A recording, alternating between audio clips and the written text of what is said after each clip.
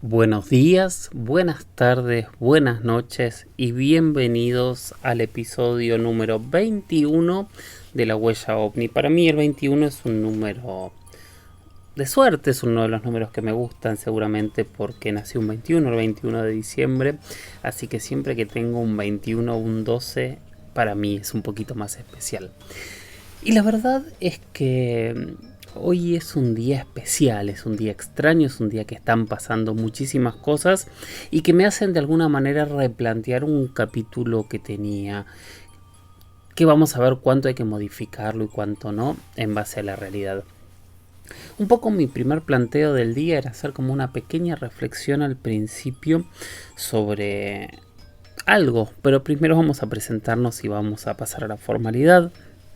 Recordarles a quienes me escuchan desde hace tiempo, presentarme para quien no me conoce. Mi nombre es Jorge Luis Zuckdorf, hago este espacio ya hace varios años y es un espacio en donde nos dedicamos a pensar, a hacernos preguntas, a intentar responderlas con una propuesta mía que no tiene por qué ser de ustedes, pero que yo la recomiendo, que es no casarse con verdades absolutas.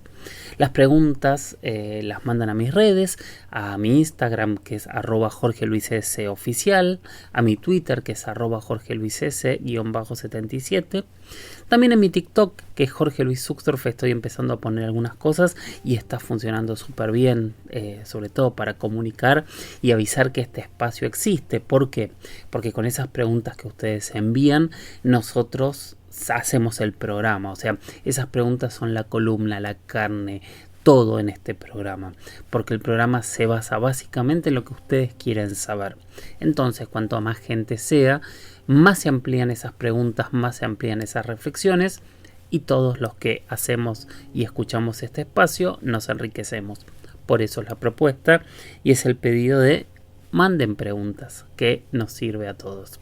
También pueden mandar experiencias, audios breves, largos, no importa, lo pueden enviar a cualquiera de mis redes o a un mail que tengo que es las historias de George, las historias de George se escribe @gmail.com. Bueno, y en esto de no casarse con verdades absolutas, están pasando muchas cosas raras, decía Charly García en una canción. Y es un poco lo que está pasando ahora, ¿no? Y en ese pasar, para mí hay un exceso de entusiasmo, tanto de gente que afirma todo como de gente que niega todo. Lo que me estuvo pasando en estos días es que vi mucha gente hablando en diferentes canales, en diferentes medios, en diferentes redes sociales también, afirmando absolutamente todo y mucha gente burlándose absolutamente de todo y planteando el escepticismo casi desde un punto de vista de bullying, que honestamente no me gustó. Para mí el escéptico es tan importante como quien investiga y cree, porque en realidad es el punto de equilibrio en este diálogo, en esta dialéctica, en donde podemos llegar a una conclusión. Ahora, el problema es cuando esta dialéctica se rompe de uno de estos dos lados, generando cosas que van más allá de la razón, del debate e incluso de planteos lógicos. Creo que no está bueno reírse de unos y de otros, creo que está bueno escuchar, pero creo que también está bueno correrse de los fanatismos. Yo soy un convencido que yo no puedo afirmar que todo existe, pero también soy un convencido y pienso y creo y estoy totalmente convencido que no es sano el planteo contrario, el planteo en donde se niega absolutamente todo por negar e incluso se terminan generando afirmaciones que son por lo menos igual de increíbles que las que se generan a veces desde el otro lado. Mi propuesta es esta, ¿no? Es lo que yo planteo en este espacio hace más de 200 capítulos, creo. Mi planteo es honesto, es sincero y para algunos por ahí es un poco pequeño, pero es lo que tengo para ustedes. No se casen con ninguna verdad.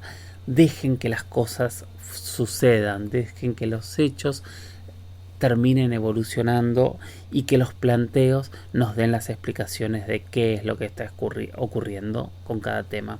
Nada, es este mi planteo, es esta mi propuesta.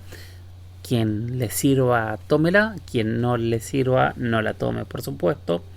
Pero nada, quería decirlo porque me pasó esta semana de ver muchos ataques de un lado y de otro, mucha gente riéndose de lo que decía el resto de la gente, y me parece que así justamente es la manera en donde no vamos a llegar a ningún lado.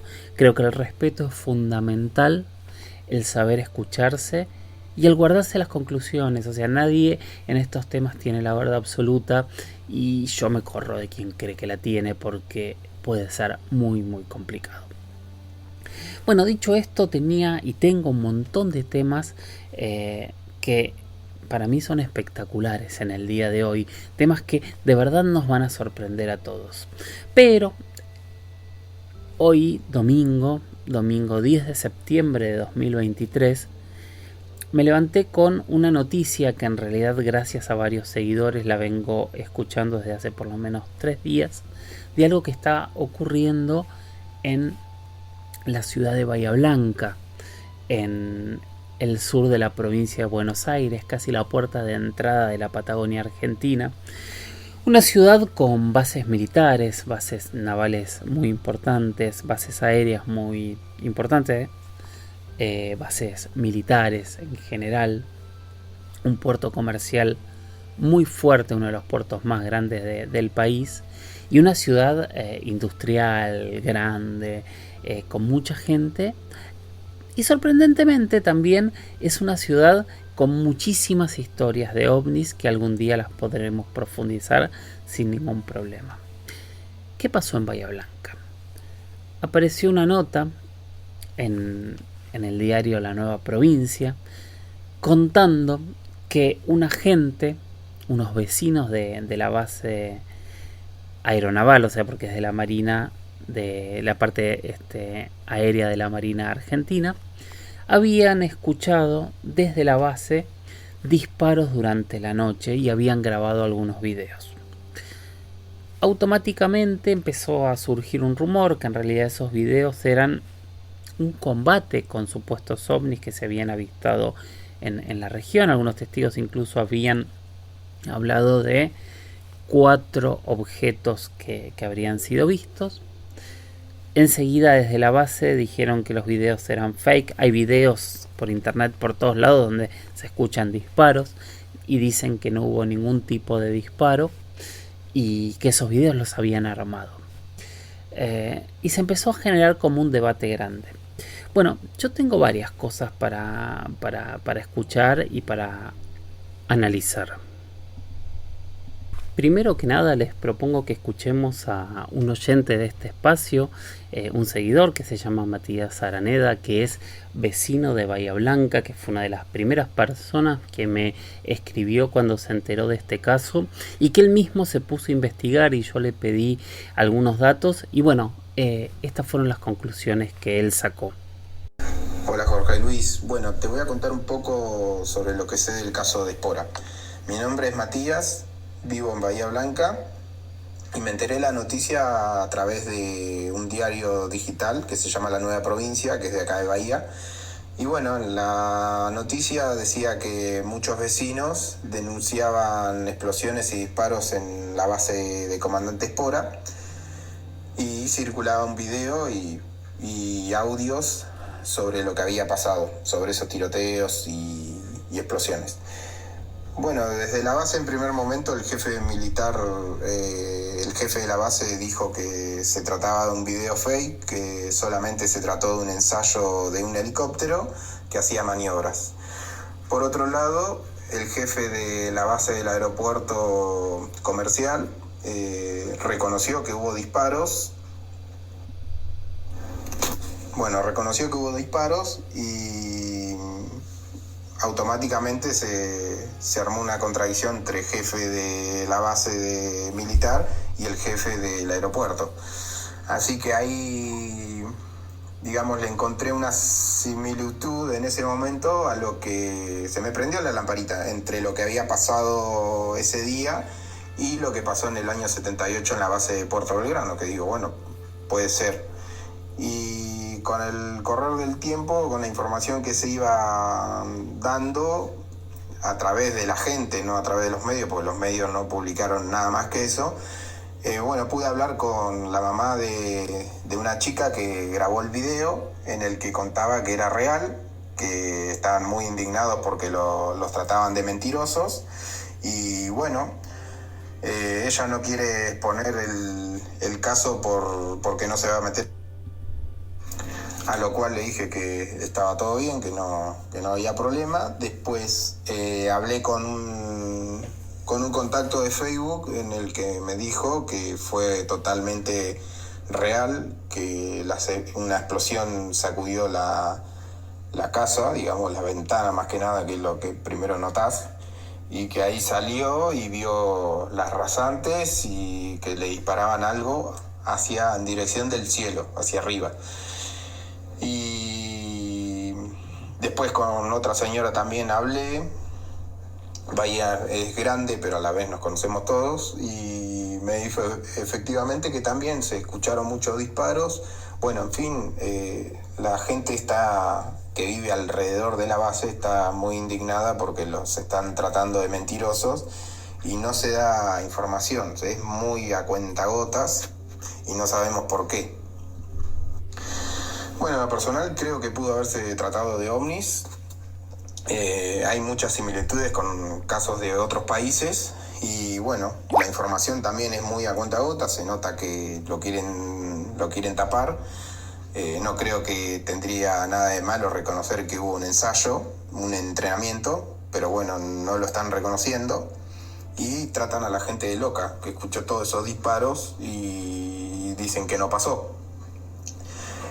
Lamentablemente creo que también va a haber que esperar muchos años para tener un testimonio de una persona, de personal militar que haya estado en ese enfrentamiento. Pero bueno, creo que en todos los casos pasa lo mismo. La familia que grabó el video que te pasé no quiere exponerse. Imagínate una persona de la base militar que presenció ese enfrentamiento. Es muy difícil porque aparte de que se lo prohíben hablar, que eso se dice que es confidencial, es muy difícil también exponer que presenciaste algo así por prejuicio, por la burla, porque la gente se burla todo el tiempo. Lo mismo en los comentarios, cuando pasa algo de eso se burlan y ni siquiera investigan o abren un poco la cabeza, simplemente es escuchar. Pero bueno, ojalá que salga mucha más gente a hablar porque nos interesa mucho a nosotros. Gracias, Matías, por tu investigación. Hay dos cosas muy importantes que llegó Matías y que la verdad que es muy muy importante. Él logró confirmar que el video era verdad, o sea que no era un fake, o sea, habló con las personas. Lamentablemente, por lo que nos cuenta, no nos puede pasar los datos, vamos a elegir creerle, por supuesto. Y después hay declaraciones que hubo disparos. Ahora, lógicamente que haya disparos en una base militar no significa de ninguna manera que hayan combatido con objetos voladores no identificados. Hay casos, hay historias. Acá lo extraño es que empieza a haber una contradicción extraña y que no terminamos de entender a dónde es que va. En todo este caso se metió Sephora, se metió Andrea Pérez Simondini y empezó a investigar. Y le pregunté, le pedí su opinión sobre lo que está pasando. Ella está en medio de un caos que también lo va a contar ahora, pero se pudo hacer unos minutitos para contarnos esto. Bueno, el martes 5 de septiembre, más o menos aproximadamente a las 20:10, muchos vecinos de los barrios que lindan con la base Comandante Espora se vieron sorprendidos por un intenso tiroteo con distintos calibres en los que parecían observar algo en el cielo y también describieron como una especie de bengala y posteriormente el vuelo de uno o varios helicópteros. Cuando empezamos a recibir las noticias, tomamos contactos con distintas fuentes de la base, Comandante Espora, y en diferentes fuentes empezamos a recibir la misma noticia, que se hallaban, que fueron sorprendidos de alguna manera por la incursión de un objeto en principio de características triangulares, negro, que sobrevoló sobre una parte de lo que se referencia como el polvorín, donde de ahí le empezaron a hacer los disparos a este objeto triangular negro a baja altura, y las primeras noticias hablan de que este objeto emitió una especie de rayo láser que habría impactado en dos o tres soldados, y que le produjo heridas. Y por otro lado, después ese objeto se dirigió a la zona de las canteras y continuando el disparo hasta que a las 20:30, después de 20 minutos, se cesó todo tipo de ruido o de disparos. Fue realmente impactante la cantidad de noticias que recibimos a partir de esto, y aparece un video que toman en uno de los barrios donde se escuchan claramente los disparos de distintos calibres, explosiones y como dos especies de objetos en el aire, en lo que sorprende a los vecinos, que por supuesto con miedo, temor, se preguntan entre ellos de qué se trataba. Muchos empezaron a mandar mensajes por WhatsApp donde hablaban de haber escuchado estos disparos, y ahí empezó la verdadera historia. Cuando sale a la luz pública este primer video, tomamos contacto con distintos testigos que empezaron a confirmar lo de los disparos, y empieza a llegarnos información de fuentes extraoficiales de la base, donde empiezan a mencionar que en realidad no fue un objeto, sino que fueron 4 objetos que, provenientes del océano, se adentraron al territorio y ubicándose en lugares estratégicos. Uno de ellos por encima de la base, en lo que sería la zona de las municiones, otro objeto arriba de uno de los regimientos o de uno de los cuarteles, y un tercer objeto que quedó sobre la costa, mientras que un cuarto objeto quedó mucho más alto, como monitoreando todo este desplazamiento. Ahí estas mismas versiones indican de que se producen estos intercambios, estos disparos al aire, y estos objetos, por lo menos el que estaría arriba de la base Espora, se dirige a la zona de las canteras. De ahí parten algunas camionetas que salen de la base, que van por un camino lateral a donde están los hilos subterráneos, y siguiendo hasta la zona de las canteras, y ahí es donde se termina la información respecto a todo el episodio. El problema surge que cuando es consultada a las autoridades de las bases, el capitán que está a cargo de la base, capitán de navío o de fragata, no recuerdo bien, él manifiesta que hubo una operación, un entrenamiento nocturno de un helicóptero, pero que en ningún momento hubo ni intercambio de disparos, y que lo que sucedió es que lo que se mostró como video había sido la grabación de una fake news, una grabación editada que realizaron los vecinos sin saber cuál era el motivo de hacer esa grabación. Bueno, nosotros entramos en investigación, hemos evaluado el video y entendemos que el video no estaba editado, pero ante esta afirmación salimos a buscar más material y hemos conseguido videos de cámara de seguridad, distintos videos donde se escuchan los disparos, y un video donde se registran 2 luces naranjas en el aire que no podemos establecer su origen ni características, y un video de uno de los helicópteros que sobrevuela la zona en círculo alrededor de donde se manifestó el episodio. Así que entre las cosas que manifiestan estas fuentes internas es que se trató de objetos de origen no conocido, no identificado, que generaron una alerta con estas apariciones sobre cielo, espacio aéreo sensible, y la respuesta tuvo que ver con eso. Nosotros, como Sephora, seguimos en la indagación y poniendo el material que recibimos a disposición del público, porque realmente los vecinos están muy enojados, además de haber estado muy asustados sobre la calificación que le dio el director, el funcionario a cargo de la base.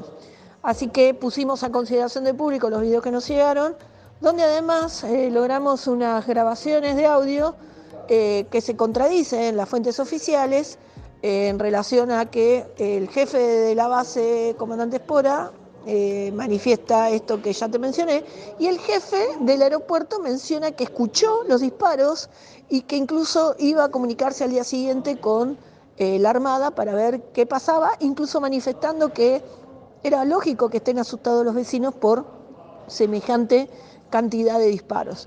Así que hoy estamos con la confirmación que la versión oficial fue realmente una mentira, que la sostienen hasta hoy. Entiendo que todavía no tomaron conocimiento de que lanzamos estos videos, así que bueno, mañana, probablemente mañana lunes, se encontrarán que tendrán que salir a dar una explicación mucho más cercana a la realidad. Hasta ahí hoy nosotros hemos confirmado estas fuentes con este nuevo material y estamos trabajando ya in situ. Ahí tenemos un colaborador de Sephora, Esteban Ingeri, en Bahía Blanca, y está viajando el martes Fernando Silva, que es de comunicaciones de Sephora además, para hacer recreación de los hechos in situ y entrevistarse con las distintas autoridades. Vamos a esperar este avance. Por corolario de todo esto, también tengo para informarte de que estamos con mucha alegría porque hemos sido invitados por el diputado federal Luna de la Cámara de Diputados de México para participar como Sephora y ALAS, esta organización que lanzamos hace unos días, que es América Latina para Aeroespacios Seguros, a la audiencia pública que se está haciendo en relación a los UAP en México, y estamos muy contentos porque vamos a poder participar exponiendo estas iniciativas y este avance institucional que estamos teniendo en Argentina, y también participando de todo lo que es las reuniones fuera de la audiencia, que son muchas, incluyendo una cena de camaradería con Ryan Graves, que es el operador de los sensores en el portaaviones Nimitz, que fue uno de los testigos privilegiados en monitorear el famoso OVNI Tic Tac. Además, él encabeza una organización de Estados Unidos que es americano por también un aeroespacio seguro, donde nuclea todos los principales testigos de aeronavales y militares en relación a estos eventos UAP. Así que estamos muy contentos en poder participar representando a Argentina y bueno, y ver si podemos traer estos antecedentes para hacer presentaciones a futuro en la Cámara de Diputados de la República Argentina. Así que bueno, esto es todo lo que hemos avanzado en este caso y esperamos que en los próximos días tengamos más novedades. Te dejo un abrazo y cualquier novedad estoy informando, como siempre, a la Huella OVNI. Gracias, Andrea, gracias como siempre por aclararnos, y bueno, esperaremos, nos pondremos en contacto tanto con Esteban como con Fernando, que son dos grandes amigos de este espacio. De hecho, con Esteban me gustaría también tener alguna conversación en el corto plazo, que no la hemos tenido nunca aquí, y es una persona sumamente interesante también para escuchar. Gracias, Andrea, y mucha suerte en México. México va a hacer una audiencia pública la semana que viene, va a llevar a diferentes exponentes para hablar del fenómeno OVNI, lo que está ocurriendo, y ponerse a la altura de lo que están haciendo otros países. Obviamente es generar un debate, plantear una nueva forma de mirar y de tratar de entender qué es lo que sucede con el fenómeno OVNI. Espero yo que este tipo de movimientos nos ayuden a entender qué es lo que está sucediendo. Sephora con diferentes colaboradores también inauguró una nueva mirada, una nueva institución que se llama ALAS, que ya en su momento hablaremos y profundizaremos para entender exactamente qué es y qué es lo que se espera de esta institución. Pero claramente todos estos elementos nos llevan a estar un pasito tal vez más cerca de entender o de buscar herramientas para lograr entender qué hay detrás del fenómeno ovni, qué hay detrás de todas estas historias, qué es verdad, qué es mentira, qué es fantasía, qué es realidad. Bueno, todo esto es a lo que nos dedicamos. Es muy loco, ¿no? Porque este era el inicio del programa y llevamos media hora. Así que de los temas que yo tenía, vamos a hablar de uno solo, que es para mí fascinante. Este va a ser uno de esos podcasts que seguramente va a estar en 1 hora, pero creo que vale la pena. Mi amigo Federico Villanueva, me preguntó cuál era el caso que más me impresionaba que tuviese relación con instituciones oficiales, que tuviese relación con declaraciones oficiales y que tuviese pruebas. Automáticamente yo me fui a un caso que ocurrió el 19 de mayo de 1986 en todo Brasil. Fue cuando esa madrugada, desde el aeropuerto de San José do Campo, que es en el estado de San Pablo, uno de los controladores aéreos empezó a captar una serie de objetos de marcas de aviones en un primer momento que estaban ingresando por Uruguay en una línea recta y que iban a, por esa línea, por lo menos cruzar gran parte de Brasil. Estos objetos que se captan por radar los empieza a captar también diferentes aeropuertos, y con el correr de los minutos se empiezan a detectar 21 objetos no identificados, y se hablaba de objetos muy grandes. De hecho, muchos de los testigos, de los controladores, incluso de los pilotos, hablaban de objetos que parecían medir más de 100 metros de diámetro. 100 metros de diámetro. Bueno, esto empezó alrededor de las 8 de la noche. Entonces se alertó a la Fuerza Aérea de Brasil. La Fuerza Aérea envió aviones. Algunos aviones llegaron a alcanzar estos objetos y tuvieron confirmación visual. De hecho, hablaban de unos objetos de forma ovalada. Hay varias descripciones, pero básicamente de forma ovalada. Algún día puedo meterme un poquito más en ese detalle. No es lo que quiero hacer ahora, y menos con el poco tiempo que tenemos, porque en realidad lo que tengo preparado es para mí lo más importante de este caso, y por el que se llamó la Noche Oficial de los OVNIs. Este caso se llamó la Noche Oficial de los OVNIs porque esa noche, después de que esos 21 objetos entraron por la frontera de Uruguay y Brasil, cruzaron todo Brasil y se fueron hacia el Océano Atlántico, como les decía, que fueron vistos desde radares, que fueron vistos por pilotos, pasó algo muy muy loco, que ahora vamos a empezar a desarrollar. Antes de desarrollar lo muy loco que pasó, vamos a escuchar primero una declaración que le estoy tomando de uno de mis programas de contacto extraterrestre. Es una declaración que obviamente lo que van a tener es una traducción, pero ahora les voy a contar exactamente qué fue. Lo que ocurrió fue que los radares detectaron varios objetos no identificados. Por varios minutos, nuestras aeronaves que despegaron fueron acompañadas por esos objetos. Una aeronave de las nuestras fue acompañada por 7 objetos de un lado y 6 del otro. Ahora, ¿cuál es la explicación? No la podemos dar porque nosotros no tenemos esa explicación. En ese momento, inclusive... A quien acaban de escuchar era el brigadier Octavio Julio Moreira Lima, que en ese momento era el ministro de Aeronáutica de Brasil, o sea, la máxima autoridad de Brasil para hablar de lo que había sucedido, y escucharon lo que dijo. No sabía. Las conclusiones posteriores, que 30 años después se desclasificaron varias de esas conclusiones, es que estos objetos eran puntos de colores luminosos, que varios pilotos de los que salieron a interceptarlos los vieron, que volaban en zigzag se frenaban de golpe, de repente pasaban velocidades muy superiores a la velocidad del sonido, volvían a frenarse mientras siguen avanzando.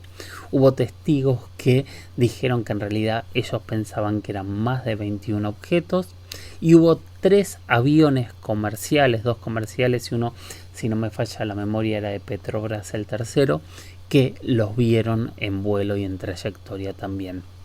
Entonces, objetos que se ven desde el radar, objetos que se ven desde aviones de combate, objetos que se ven desde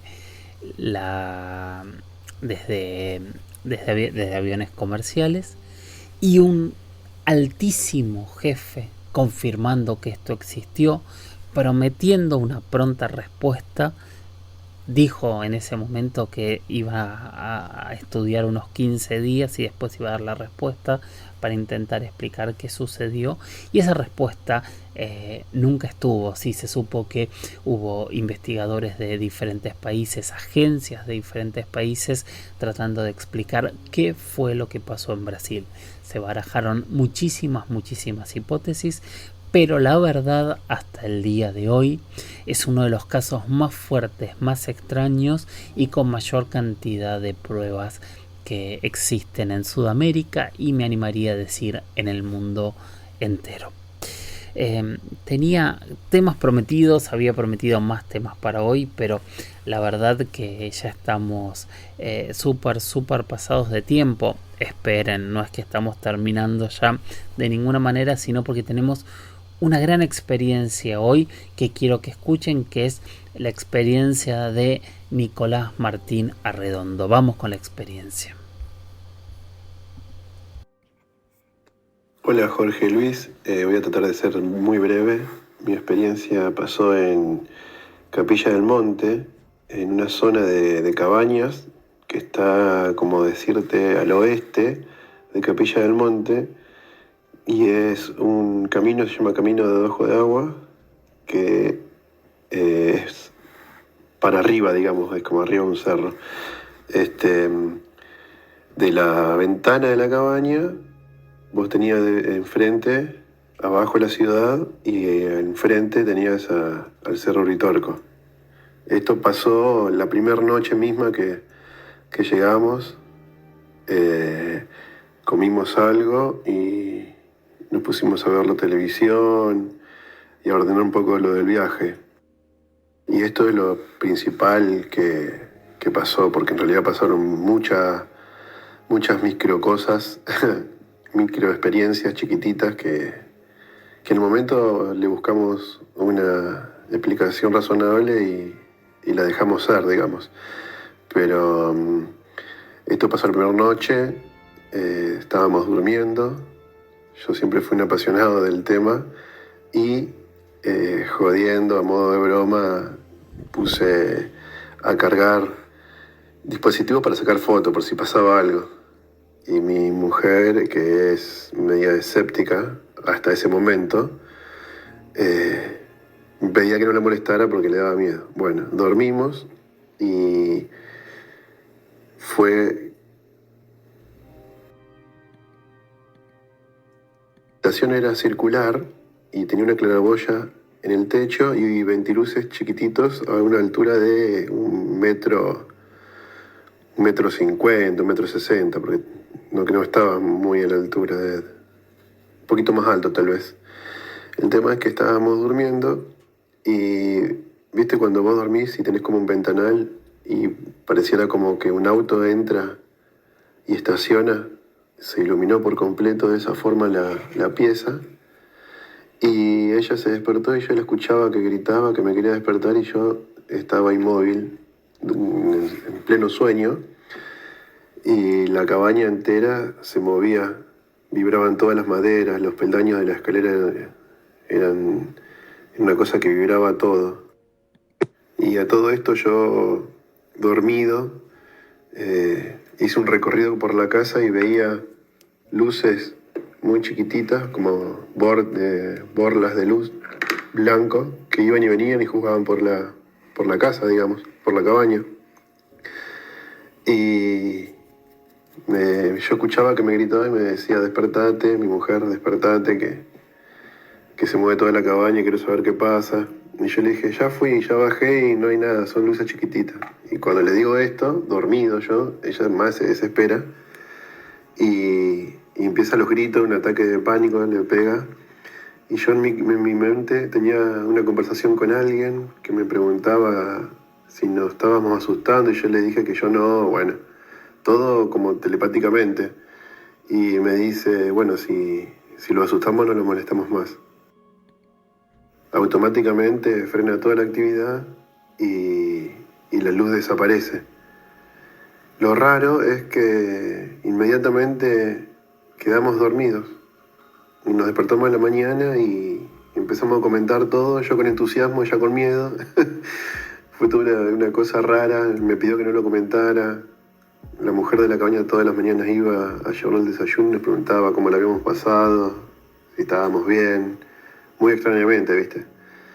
El tema es que es un lugar muy conocido para ese tipo de actividades, un lugar en que se va a meditar y bueno, justamente esa noche habíamos meditado antes de todo eso porque estábamos en esa movida de tratar de bajar la ansiedad del trabajo de la ciudad y hacíamos meditaciones guiadas por YouTube. Y bueno, yo no sé si en parte esa meditación llamó a toda esta actividad.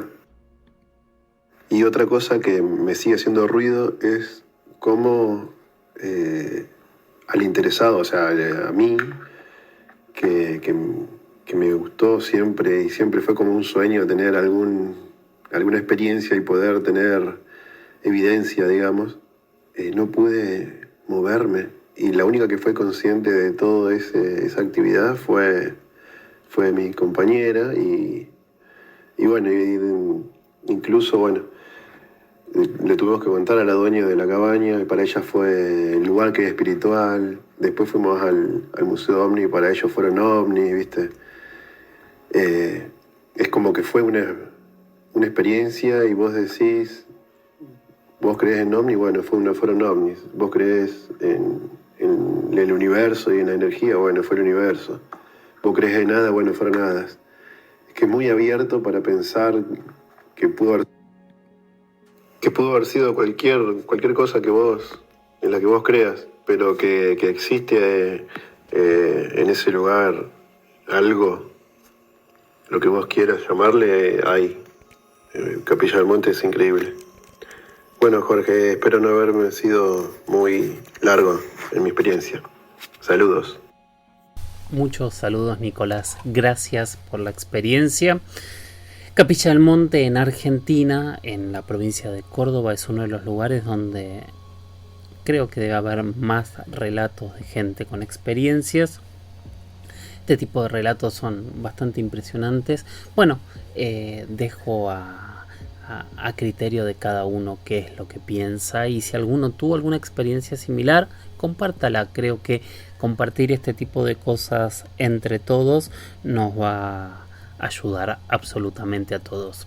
Un capítulo cargado de muchas cosas, ¿no? Un capítulo distinto, con más fuerza, con más data, con mucha gente hablando, con algunos audios. Espero que lo hayan disfrutado tanto como yo. Un poco quiero cerrar como abrí el capítulo, ¿no? Respetémonos, escuchémonos entre todos.